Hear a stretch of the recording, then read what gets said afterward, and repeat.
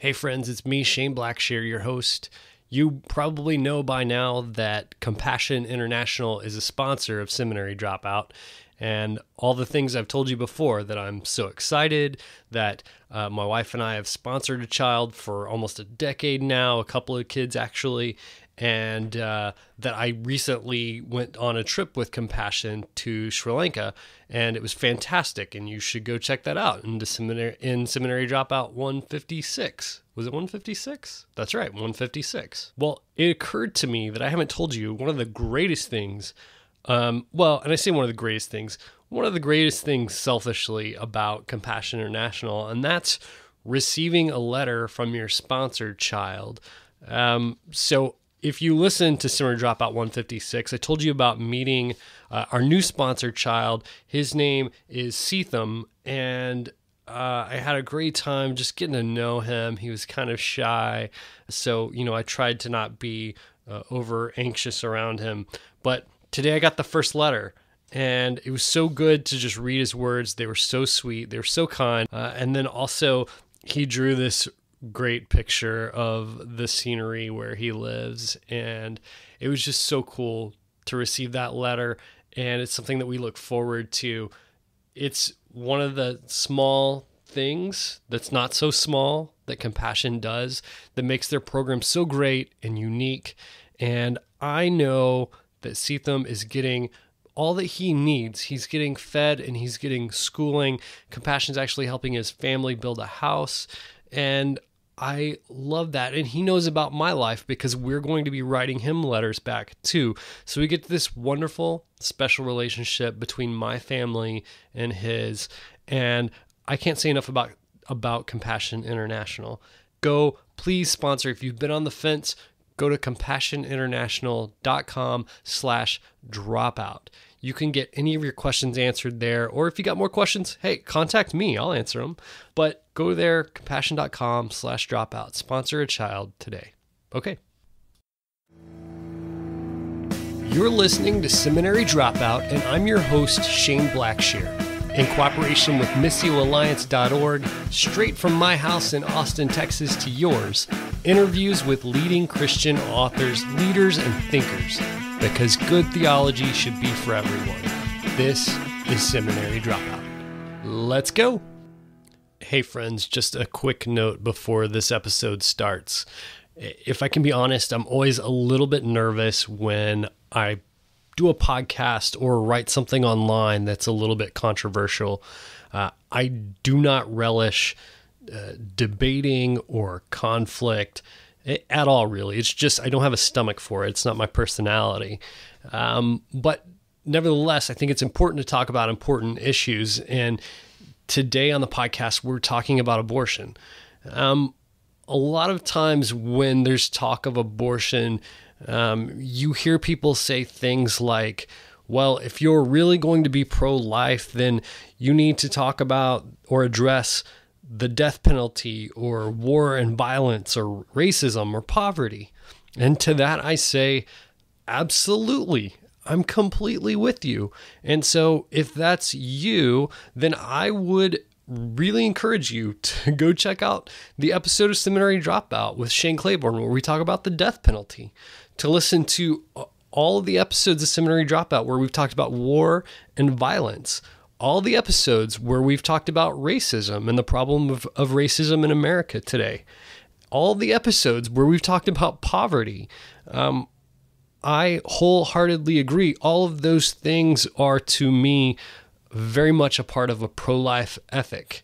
And so this is just one piece of that. Now, even having said that, there will be some of you out here who disagree with things that are said in this podcast.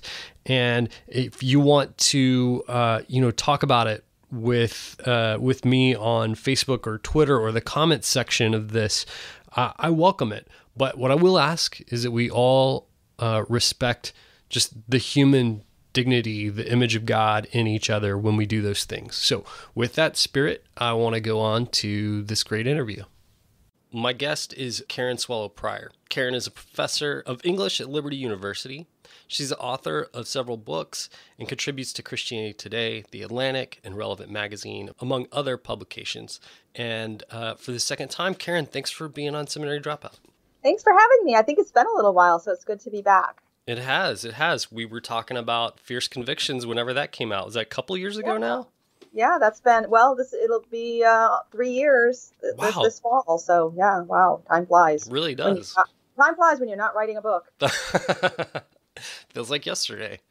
So I mentioned you've written for several publications. One of the things that you write on a lot is life issues, and specifically abortion. I don't know how, but after 155 episodes, we've never done an episode specifically on it. We've talked about other life issues and things like the death penalty and even poverty and stuff like that, things that I have a conviction are connected, but never about this. And I think it's because I wanted to give it the proper attention it deserves and really talk with someone who was also concerned about truth, because it's really hard to find actual facts surrounding abortion and find someone who has the knowledge to talk about it. And I've read so many things that you've written, and I think you're just the perfect guest to talk about this. So I'm curious why this became an issue that you become passionate about. I mean, the short version is, and I'll flesh it out a little bit more, but the short version is that, if I were to pick an issue that I would want to be concerned about in my human nature and the way that my mind thinks and my passions are aligned, this would probably be one of the last ones. It's just simply when I became pro-life, and I'll talk about that, it just came on me with such conviction and such passion and such power that I just was compelled by the Holy Spirit to get involved, to stay involved and devoted. For about 10 years of my life, I was really involved in pro-life activism, like a full-time job that I wasn't getting paid for, but.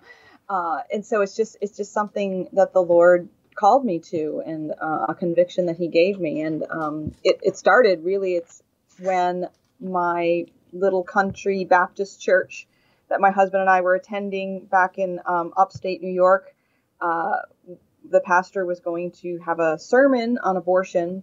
And I remember thinking, I wonder what he's going to say about abortion, because I've not really ever thought about it before. This is going back a ways.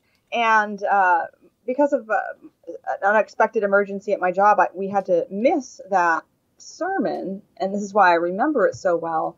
But that evening, that Sunday evening, the church was having the local crisis pregnancy center come and do a presentation. So I made sure that I attended that. And that's where they showed this very now infamous video called The Silent Scream, which was narrated by a former abortionist named Bernard Nathanson, who eventually became a Catholic believer. But he basically showed what happens during a first trimester abortion through a sonogram screen. Now, mind you, this video was being shown on a little tiny TV standing on a little rickety cart up at the front of the church, and I'm sitting in the back. So I cannot even make out what is showing on the screen, but I can hear the narration and I can hear the words, and I just understood for the first time that even a very early abortion is a tiny, tiny little baby with a heartbeat and limbs and a face and fingers and toes that is being destroyed. But even more than that, I thought how horrible it must be to be a woman and feel like that is your best choice. And I walked away from that evening service thinking, I want to help women not to have to make that choice. And I have had that conviction these many years since. So there's so many angles to go through. And I think I want to just talk a little bit about just the science, the medical science of what's happening. There's a lot of opinions about when life begins, but I wonder if you could just talk a little bit about, scientifically what happens to the life of an embryo and then a fetus, And like at what stage is what is happening at what stage, I guess is a question I want to ask. Yeah, I mean, of course, it depends on what we mean by human life and what we mean by personhood. And so many people, when they talk about when human life begins, they really don't mean biological human life. They mean personhood, or they mean ensoulment or consciousness or awareness. And those are really important things. I'm rather fond of all of them myself. So I don't have any strict answers on those. I don't know the answers to those questions, but I know that biologically, a new human entity begins with the fertilization of the egg by the sperm. I know that's true not only of human beings, but I know that my beloved dogs, Ruby and Eva, that they were made brown and gray with little white flecks on them, and their color eyes and their small size, everything about them was created at the moment that, that those two dogs, sperm and eggs cells joined together, and that formed those particular dogs that I know and love. And the same is true for every human person. Lots of things can happen in the meantime, and maybe we'll get to that. But just on a biological level, a new human entity, a human being, is formed at that moment. And that doesn't resolve all of the questions or the problems or the concerns and the contingencies that follow from it. But it just seems very clear to me that it's a scientific fact that, a new person is created then, a person who will become someone. And that someone could be a variety of things that we do not yet know and would not yet know.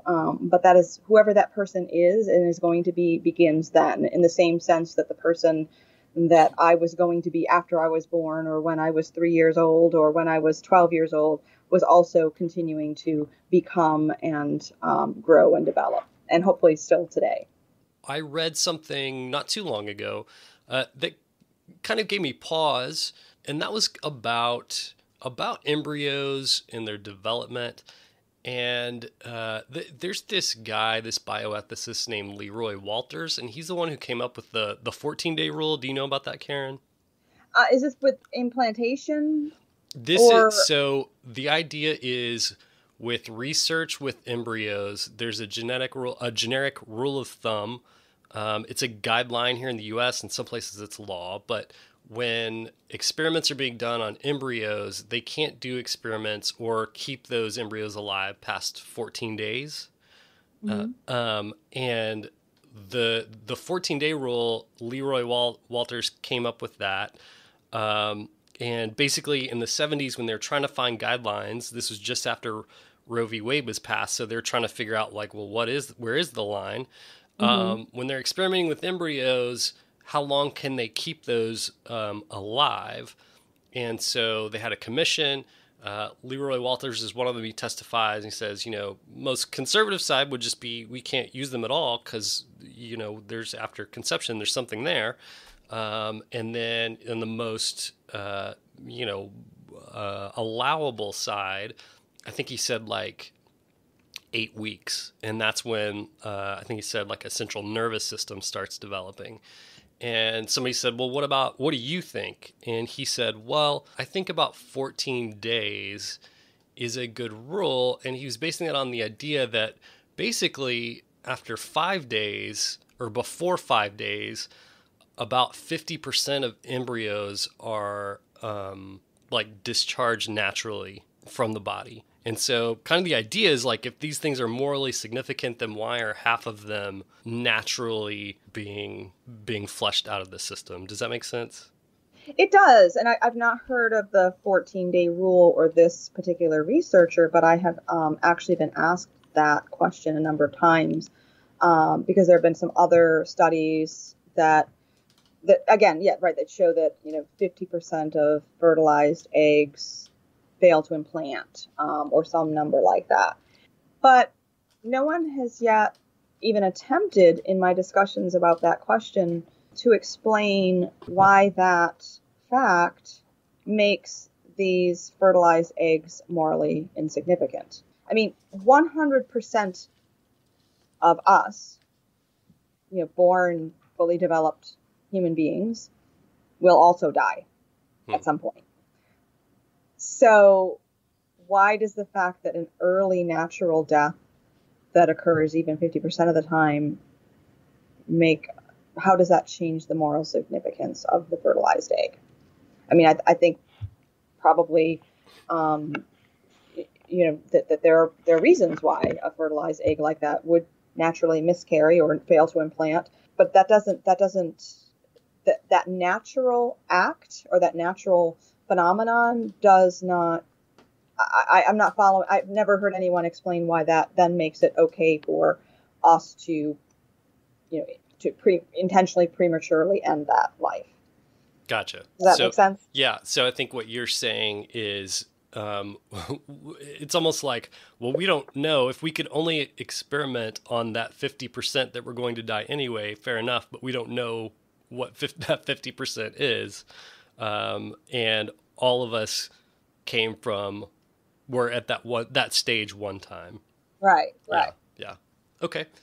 But I mean, that isn't, I'm glad that you raised that, because that is, a point that has been made multiple times to me. And it's just, okay, so 50% of fertilized eggs die on their own. Okay. Someone has to make the connection for me for why that means that the 50% or whatever it is that don't, therefore are not, unique human entities. Sure. I think, to play devil's advocate, I think the logic is, so, if we're going to even take a Christian worldview, if God is granting these embryos personhood, why then is he like designing the human body, or however you want to phrase it, to expel half of them before we even get a say in the matter? I think that's the logic there. Okay, well, why did he design the human body so that we are all going to decay and die anyway? Sure. Right. I mean, if we believe this is a tiny, tiny human being that dies at 24 hours or a few days old, that's just an earlier death than most of us will experience, or half of us will experience, I guess. That's true. I want to get into some stats, and then also just Which is not my favorite subject, but stats? I'll do the best that I can. But I do think it is important to get a grasp on this issue, to know exactly what we're talking about, because I think a lot of people just don't even know. But so go ahead. Yeah, I just found a great literary mind, and then I invited her on the show to talk about stats. Yeah, what were you thinking? And then also some policy stuff. So in the U.S., what are the perimeters on abortion? Like how late? And I think that probably varies from state to state, but...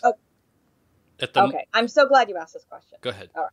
So state law does vary. However, what Roe versus Wade established, the Supreme Court ruling that legalized abortion, was, I mean, most of us are familiar with Roe versus Wade because the media reports on it all the time.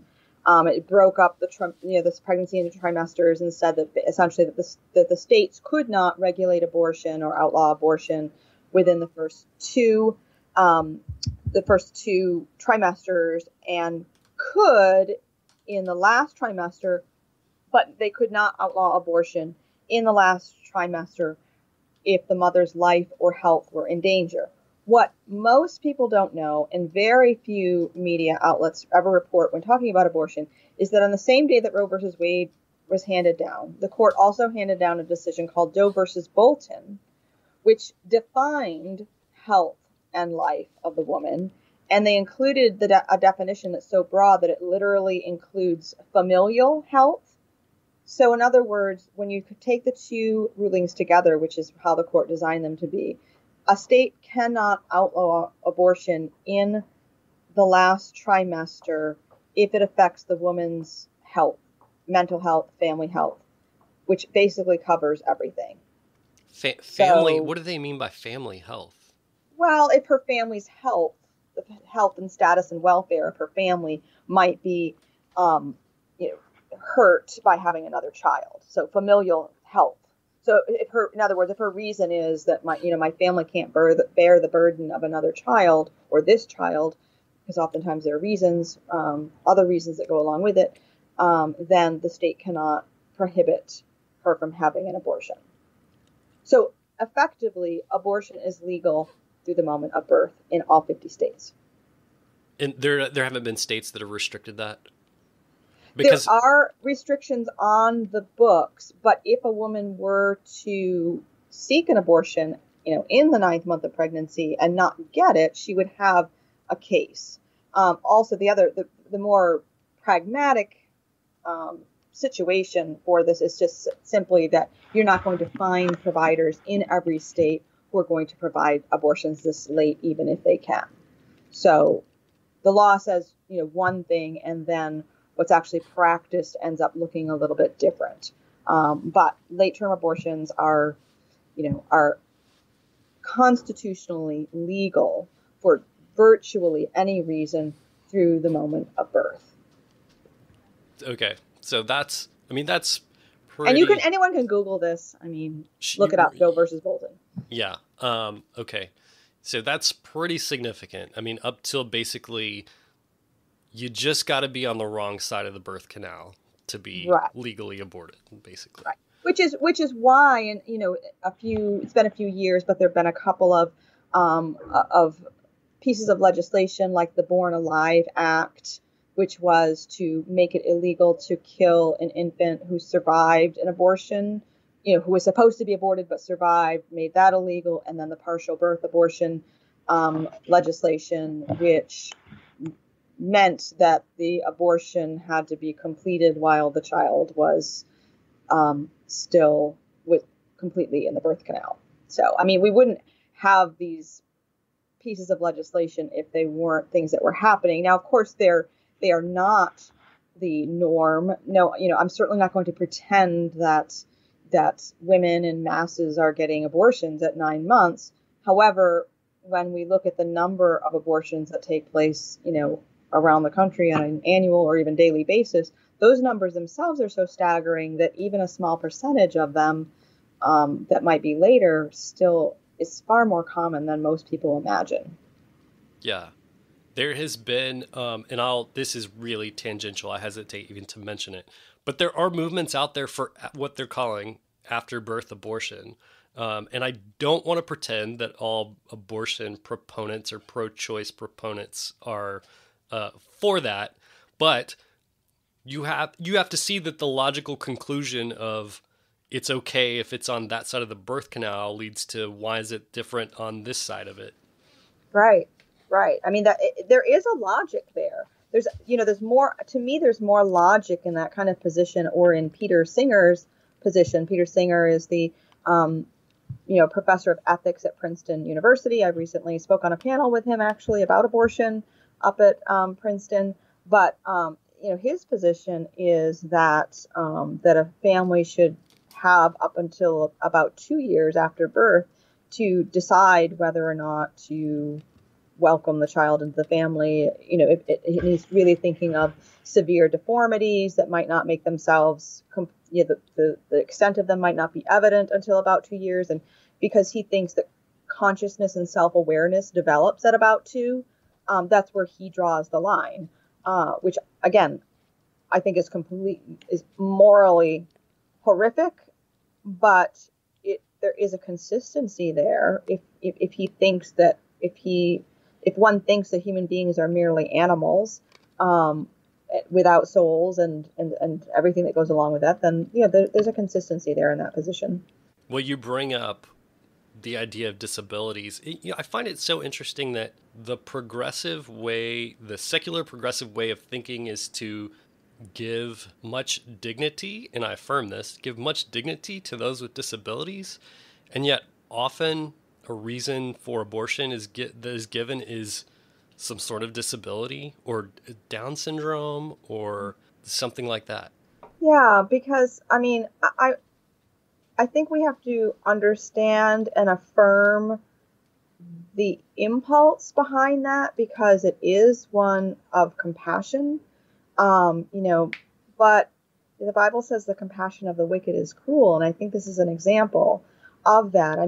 there's a lot of projection that goes on there because we have a sense, well, I wouldn't want to live a life like that. I mean, and we do this all the time. I look at someone else's suffering and I think, oh, I'm so glad I'm not suffering in that way. And so we think that someone who has a disability, someone who has Down syndrome, is suffering simply because we can't even really imagine it. Although if you know any people who have these kinds of disabilities, they are by and large very glad to be alive. And I think studies have shown that, statistically, they are generally happier to be alive than the general population. So there is a compassion, albeit misguided compassion, on the part of many who think this way. And but at its root, it's simply wrong. Because, even on the other end of a life spectrum, and I know you mentioned that, your own pro-life views are holistic as are mine, that when it comes to even euthanasia, it's often our desire to embrace euthanasia is more about saving ourselves from the way that we suffer when we watch other people suffer. And it's really important that we recognize that. We especially as Protestants, I am one, so I get to critique my community, but we do not have a good theology of suffering or the body, which of course entails suffering. And nor does our culture. We really just want to avoid suffering as much as we can, and this shows up very powerfully in these life issues. I think I was like reading an article from a pro-choice proponent or some video or something, and one of the things that they mentioned was that when something like when abortion is outlawed, you have more. The way they phrased it was so clever. You have more disabilities present in the population. And I thought, whoa, what are you doing there? I can't believe that flies. That's crazy. Yeah. Okay, so back to stats. How many abortions happen in the U.S. each year? Well, it's, if you look at, and I've been involved in this issue for a lot, so with the long view in mind, what's been encouraging is that abortion has been decreasing fairly steadily over the past couple of decades. Right. I mean, it used to be the number for annual abortions performed in the U.S. annually would be over 1 million, and now it's generally under 1 million, close to, the figure I'm looking at now is that in 2014, the last year they have data, it was 926,240, which is down from over 1 million in 2011.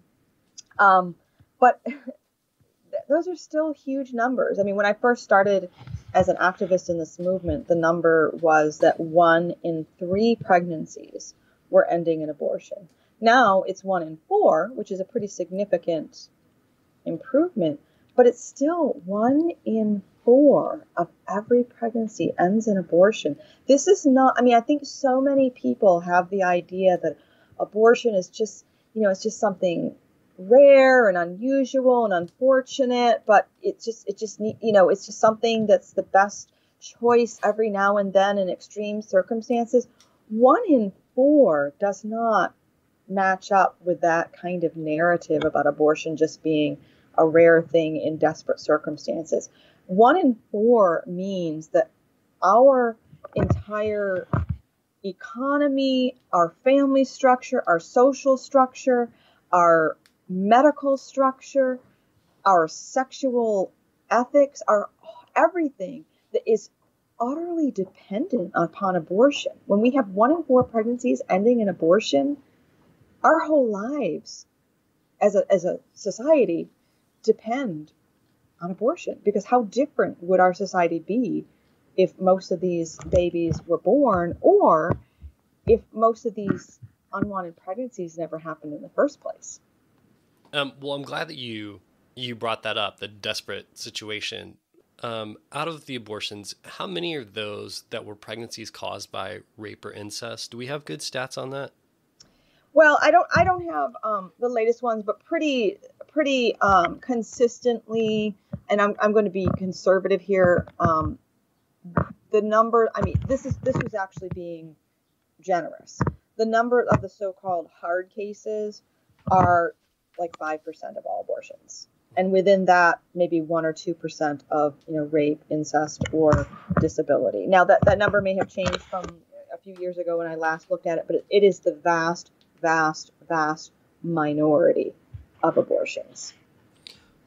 Well, part of the reason that I asked that is because I know a lot of good people who are pro-choice because of that 5%. And it seems odd to allow about 1 million abortions so that 5% of 1 million can have abortions, if that makes sense. It does make sense. It does make sense. There's an entire false narrative about abortion that has allowed it to continue so long and so generally unchallenged. People just have a perception that the hard cases comprise far more of them than they do. I hear on the news often about other cases where basically because of the law in someone's jurisdiction, they have to give birth to a stillborn baby because they can't remove that body because of abortion laws. And I also hear that reason given for supporting about 1 million abortions. I've not heard that. I know that there was some legislation pending in Texas, and about the removal or what to do with fetal remains, whether it was abortion or stillborn. But yeah, that is just such an extreme situation that it's, there's an old saying that bad case makes bad law. We should never make laws based on the exceptions in any area. But especially when we're talking about something life and death. But of course, all laws need to take into account and make provision for any kind of unusual circumstance. But we certainly shouldn't have national policy that affects our lives so deeply based on the exception rather than the rule. Yeah. I'm going to, I thought I was going to double check my sources and if not, edit that out. So I'm going to find out. I'm finding stories, woman forced to give birth to stillborn in Texas because of something. So I'm going to double check my source before I leave this in here. And if I don't, you'll never hear me saying this. So that'll be fine. Because hopefully I'm always passionate about truth, but especially with this issue because there's so much misinformation on both sides. I definitely don't want to be part of any fake news, even if it supports my argument. Right. I've always just been an advocate of letting the facts speak for themselves. Of course, they're not going to convince everyone, but for me, as I shared in the opening story about how I became life, for me, the facts were just enough. It just changed everything for me. And I think that's true, not of everyone, but of a lot of people. If we just knew what was really going on, it would make a huge difference. Well, let's talk about Planned Parenthood a little bit, because a lot of the conversation around abortion has to do with Planned Parenthood. A lot of the laws, especially recently, because I think our Congress just voted to take away funds from Planned Parenthood. Yeah, they voted to allow states to withhold funding. Right, yeah. Right. Which they were not allowed to before, I guess. Yeah, I think they weren't allowed to on the basis that they also provided abortions, I think was the language there. So one of the arguments that people give in support of Planned Parenthood is that they do a lot more than abortion, and that they're the only health care provider for some women in the country. So what, other than abortion, what does Planned Parenthood do? Well, that is something that's really hard to get a straight answer on. Their name tells us what they exist mainly for. Planned Parenthood is for pregnancy prevention and reproductive health services. It's pretty straightforward.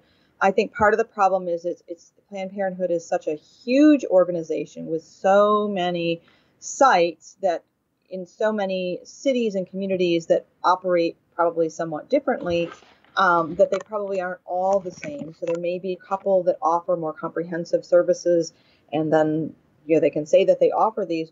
But, I'm looking at the site for my local Planned Parenthood, which is actually not in my city, but in the next city over. And, when you go to book and they ask you to select the reason that you want to book an appointment, all of the reasons that you can select other than are related to reproductive health services, birth control, morning after pill, pregnancy tests, and so forth. In a place where I can click on general health care, there are some screenings and blood tests that are offered as well, but it's nothing about cancer, nothing about anything that you would go other than just a few screening or blood tests, and then it's just reproductive health services. I think it's, and I don't know of any community, even my own rural community that I live in, that doesn't provide healthcare services for the uninsured or the underinsured. The way the healthcare law is now is that a hospital cannot refuse care to you if you walk into the emergency room. It's just impossible. So I do not know of anyone, not that this is just anecdotal, obviously, that goes to Planned Parenthood for general health care. I have never heard of a person who does that. But again, I don't know if we can conclusively say that no Planned Parenthood ever has provided this cancer screening or that or so forth. I suppose that if you go in for an STD examination and it shows some abnormal cells, then that might send you to another place that might be an indication of cancer, and perhaps they would call that cancer screening. I don't know. I think for everyone's sake, we just all need to be honest about what it is that they are about, and whether or not we as a society want that publicly funded. And I think that probably, sadly, we do. And that Christians and pro-lifers need to come up with some alternative healthcare solutions for women that are more holistic if we want to put Planned Parenthood out of business. It's not going to happen overnight, but I'm glad to see that these questions are being raised and that Planned Parenthood is having to defend itself as it should be. Well, you made me think of another question as you were talking right then. How does payment work at Planned Parenthood? Is that a sliding scale? I'm sure if you've got insurance, they're happy to take it. But if you're indigent, is it free for women who go in for whatever the service? The site that I'm looking at just simply says that payment is expected at the time of service. So the way that I think that it works is simply because it does get government funding. It probably has either a prorated scale or just reduced rates for service because of the clients that they are serving. But it doesn't indicate in any way that it's free. It says that payment is due at the time of service. I mean, I understand that someone, breaks an arm or has an emergency, they're going to go to an ER and they're going to get treated no matter what. I do understand that probably most women aren't going to go to an ER for like a cancer screening, like breast cancer screening. Right. And if they don't have funds and they don't have insurance, they're probably not going to go to a regular doctor. I mean, they're probably not going to schedule an appointment for something preventative in that way. And so I know Planned Parenthood kind of positions themselves as the answer to that problem.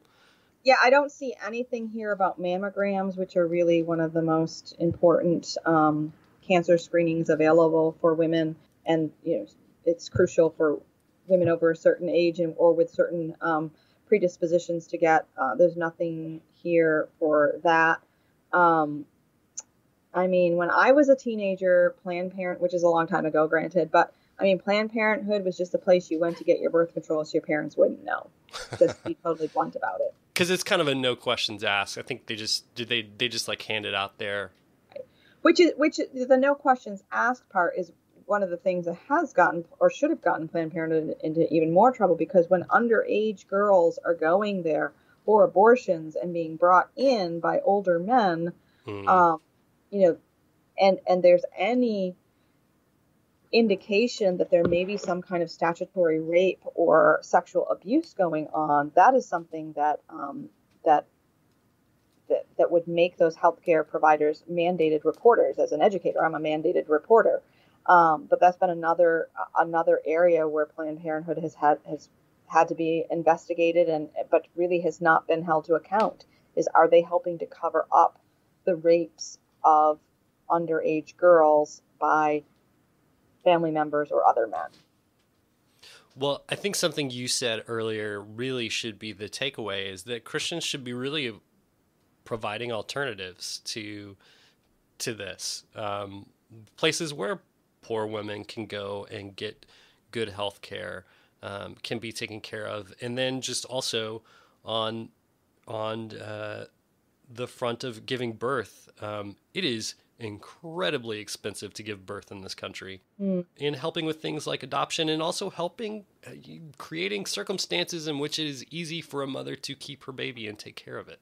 Right. And of course, the crisis pregnancy centers have done a lot in that area. They've been pioneering, and they're actually evolving to help in some of these ways. So when I first started volunteering at a crisis pregnancy center, years ago, the thing that we offered was a free pregnancy test, because pregnancy tests then were expensive.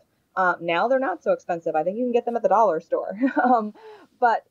So what pregnancy centers now, by and large, offer are ultrasounds, sonograms for pregnant women, and mobile sonograms. And now the next thing that I've heard is more and more they are moving into the area of providing more holistic health care. So it is a natural evolution that is happening within crisis pregnancy centers, that they are expanding their services in order to, just kind of the crisis pregnancies is the immediate felt need, but they are reaching out to address the more holistic concerns that lead to or can hopefully prevent that from happening. So I really would like to see more Christians consider. There was actually a profile done of a young woman in Cosmopolitan of all places a couple of years ago. This article came out about this young woman who was establishing somewhere in the Midwest these kinds of pro-life centers that offer every healthcare service to women, except of course for abortion, but very holistic. So this is I think the next step for Christian pro-life advocates to get behind.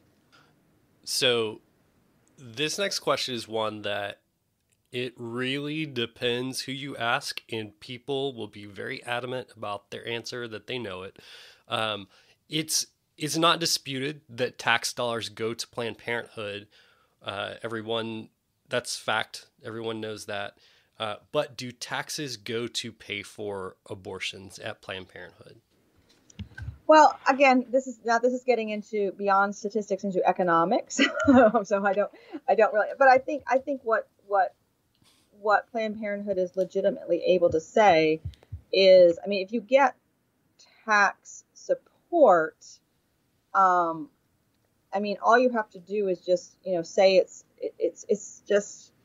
like one person having several bank accounts, and some of the money goes into one account and some of the money goes to another account. And so it's still all part of the same larger pool. So technically, there are laws saying that that tax money doesn't pay for abortions, but it's still helping the overall organization. So I think that's another red herring. It's just a technicality that doesn't really get at the heart of the issue. I mean, the heart of the issue is, going back to an earlier part of the conversation, we are dependent on abortion for our American lifestyle, not as individuals, but as a culture, and of course, many individuals within that.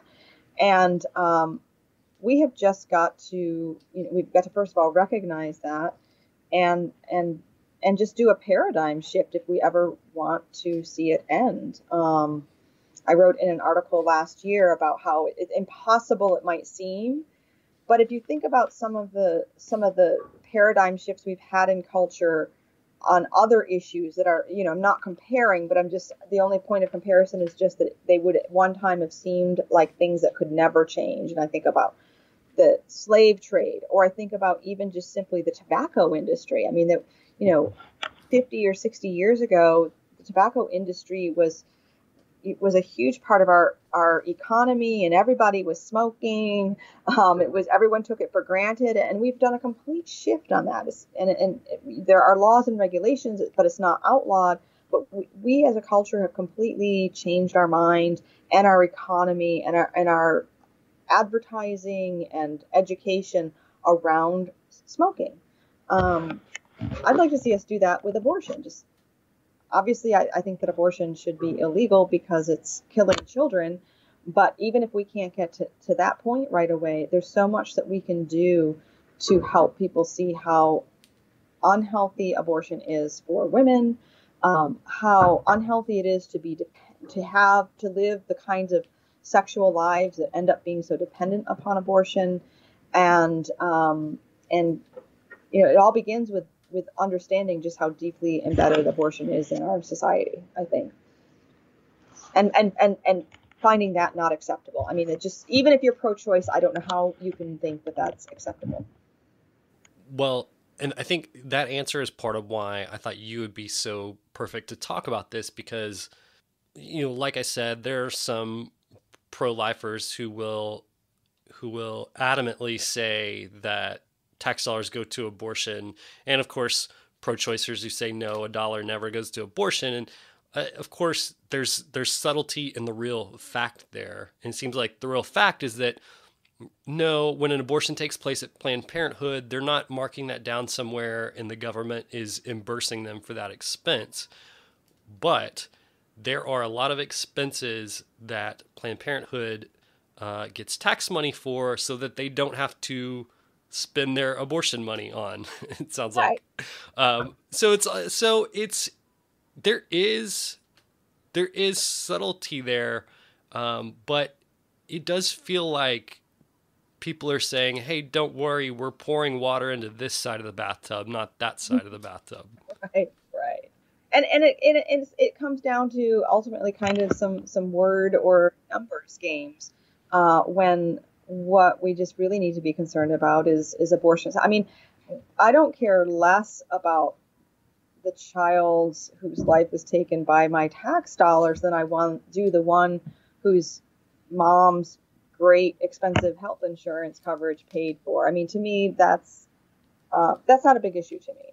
A big issue to me is making a society that's more welcoming to women who are pregnant, whether the pregnancy is wanted or not, and to their children, and to support families. It's not as important to me, that's where I want my tax dollars to go. Right. Yeah. Well, and I can understand there's often a sentiment in the pro-choice movement that just says, like, if you don't like abortion, don't get one, but don't let me do what I want to do. But when your tax dollars are going to support the organization who does them, then we're being involved in that. Right. And I mean, and that's not even a legitimate moral argument to make. We don't say, oh, if you don't like nuclear weapons, don't buy one. Yeah. Don't like war, don't go to war. Yeah. I mean, that's just not even worthy of a bumper sticker. But we've got to get beyond those things. So I wonder if we could talk about appropriate responses from Christians towards abortion. And I say that because I feel that there have been a lot of unhelpful responses. General shaming, sure, and shaming, pro-choice people, but women who've had abortions and maybe going through some things and need to be loved by Christians around them. And then even extreme examples of violence towards abortion doctors. And so I wonder how we carry forward where we give dignity to the people that we disagree with and do something, be a force for good at the same time. Yeah, I mean, it's tough. I understand that. When I hear when people talk about how, that if we believe that abortion really is killing children, which I do, how can we countenance the people who do that as individuals, whether it's the mothers or the abortion doctors? And I guess my answer to that is this is the kind of sin that's systemic. And so there is a communal responsibility for it.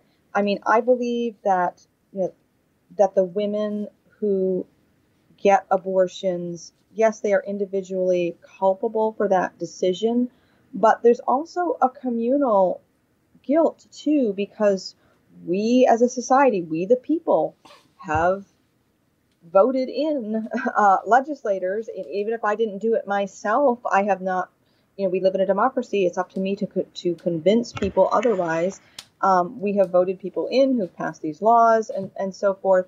And when something is legal, the law is a teacher. And so our culture has made this acceptable, and we will have to accept the guilt collectively. I mean, again, I think of an analogy that's helpful, but is still just as complex is slavery.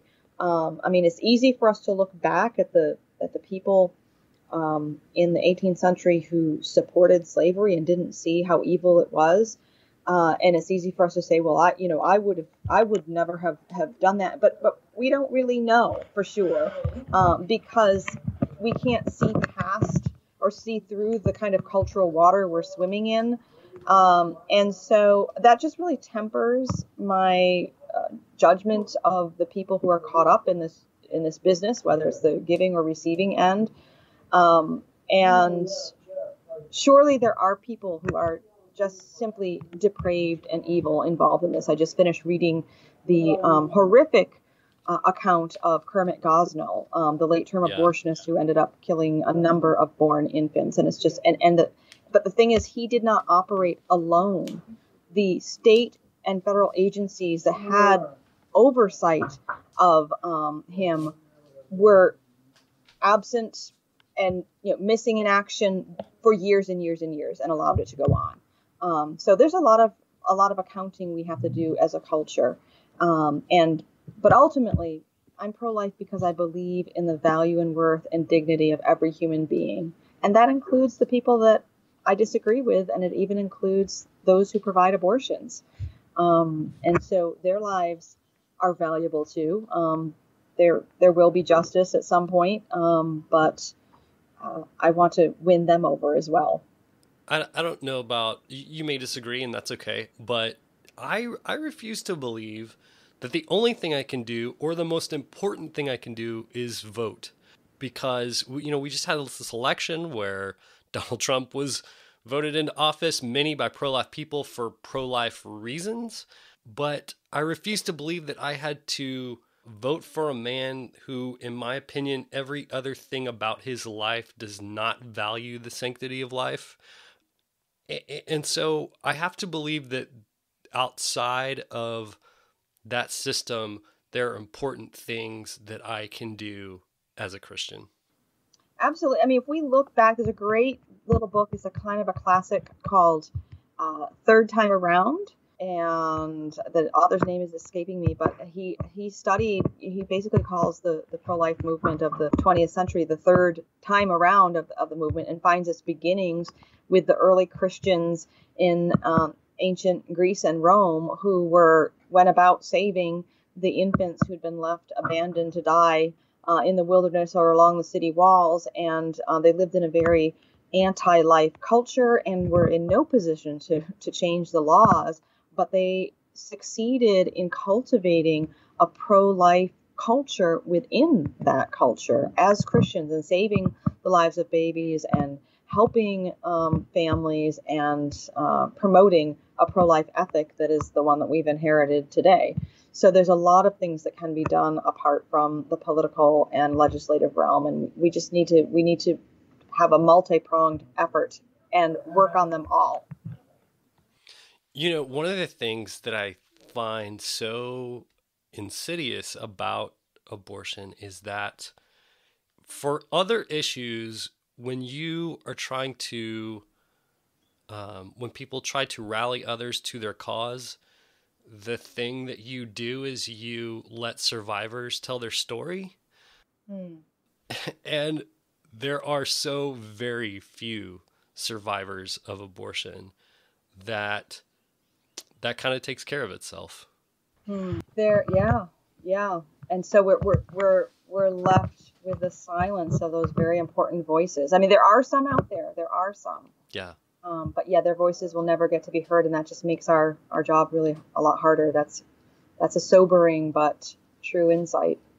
So I wonder if there are any resources that you want to share, whether it's resources of actual like organizations that have pregnancy centers that help in those real tangible ways, or even if it's books or articles or things like that you want to share.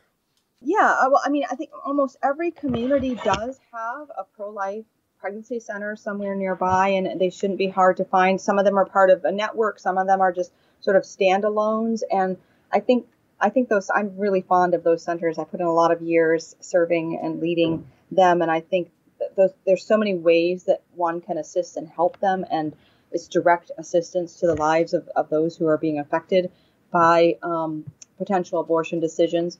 So I would first recommend the crisis pregnancy centers.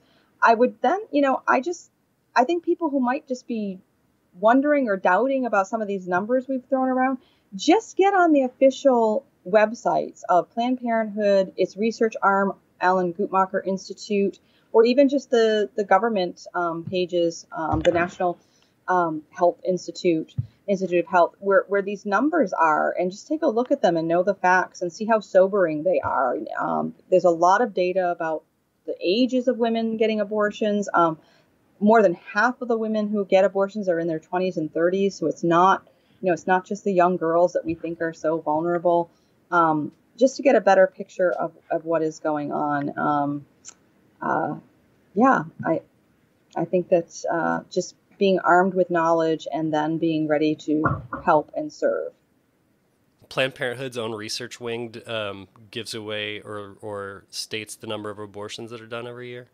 Oh, yeah, they have so many statistics, and the reasons that women give for getting the abortion, the ages, religious affiliation. They're a treasure trove of data, and it's data, straight from the horse's mouth. It's not from a pro-life organization. It's from Planned Parenthood's own research arm. That is fascinating. I had no idea. Alan Guttmacher, Guttmacher. And then the other thing, again, this is just because I read it and it's just heavy on my mind. Read Gosnell, America's Serial Killer. I don't remember the subtitle. It is eye-opening. Every pro-life and every pro-choice person should be reading this book because there are so many failures at every level of government and community. And it wasn't just the babies that were dying. There were women dying in his clinic, and he was allowed to operate for years and years. And pro-choice people especially should be concerned about not allowing that kind of thing to continue. Highly recommend that book. It's riveting and horrific. Karen, thank you so much. And I will, for listeners, all those things you just mentioned, I'll provide some links on the show notes, so be sure to check that out. Karen, thanks so much for just sharing your experiences and your expertise and talking with me today. Well, thank you so much for having me, and I hope that I've helped people raise some more questions and think things through a little bit more. I don't have all the answers, but if we just care about this issue and start asking these questions, I think it'll go a long ways.